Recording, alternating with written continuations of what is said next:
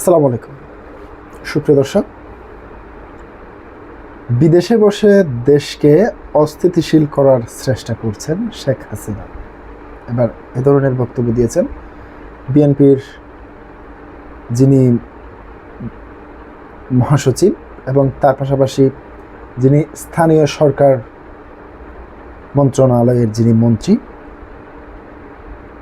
মির্জা ফখরুল ইসলাম আলমগীর।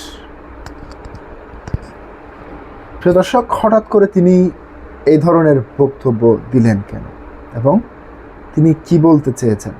তিনি মূলত এখানে শেখ হাসিনাকে জুলাই আগস্টের যেই গণহত্যা সংঘটিত হয়েছে তার পাশাপাশি গত 17 বছরে যতগুলি গুম ও হত্যাকাণ্ডের ঘটনা করেছে সবগুলোর দায় তার উপর চাপিয়ে তিনি এই বক্তব্যটি উপস্থাপন করেছেন। তিনি বলছেন, এই যে গুম ও গণহত্যার দায়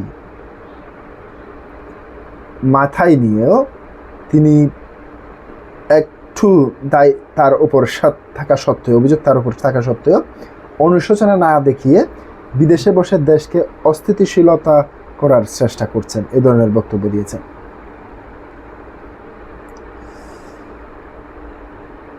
আসলে জুলাই গণঅভ্যুত্থানে যে হতাহতের ঘটনা ঘটেছে, যতগুলি মামলা হয়েছে, সেই মামলাগুলিতে কি শেখ হাসিনা সবগুলিতেই দোষী সাব্যস্ত হয়েছেন? না। শেখ হাসিনার কোনো আইনজীবীও সেই ট্রাইব্যুনালে উপস্থিত ছিলেন না। যে রায়গুলি দিচ্ছেন সবগুলি আপনারা জানেন, অন্তর্বর্তী সরকার থাকাকালীন আন্তর্জাতিক অপরাধ ট্রাইব্যুনালে শেখ হাসিনার পক্ষের কোনো আইনজীবী ছিল না। যদিও রাষ্ট্রপক্ষ থেকে একজন ডিফেন্স নিয়োগ দেওয়া হয়েছিল, সেই ডিফেন্সের বিতর্কিত কর্মকাণ্ডগুলিও সামাজিক যোগাযোগ মাধ্যমে বেশ আলোচনা এবং সমালোচনার মুখে পড়েছে। আর জুলাই গণ অভ্যুত্থানের যে মামলাগুলি করা হয়েছে সেই মামলাগুলি যদি তর্ক বিতর্ক কিংবা সঠিকভাবে যদি বিচার হয়, সে মামলাগুলিতে একটিতেও শেখ হাসিনা দোষী সাব্যস্ত করতে পারবে না। শেখ হাসিনাকে চ্যালেঞ্জ ছুড়ে দিলাম। এবার কি বলেছেন তিনি সে বিষয়ে যাচ্ছি। গুমের মতো গুরুতর অপরাধের অভিযোগ থাকা সত্ত্বেও অনুশোচনা না দেখিয়ে বিদেশে বসে দেশকে অস্থিতিশীল করার চেষ্টা করছেন শেখ হাসিনা, এমন অভিযোগ করছেন স্থানীয় সরকার মন্ত্রী ও বিএনপি মহাসচিব মির্জা ফখরুল ইসলাম আলমগীর। তিনি বলেন, এই ধরনের কর্মকাণ্ড এক ধরনের ফৌজদারি অপরাধের শামিল।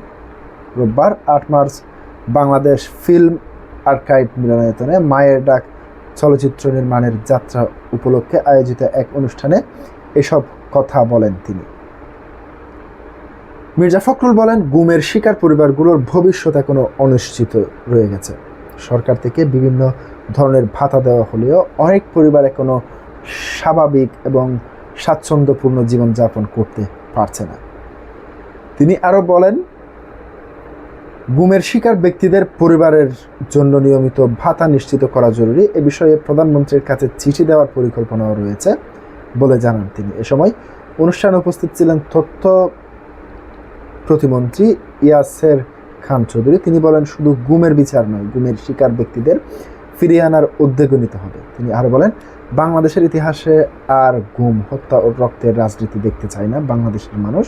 এজন্য এই ধরনের স্থায়ী সমাধান প্রয়োজন।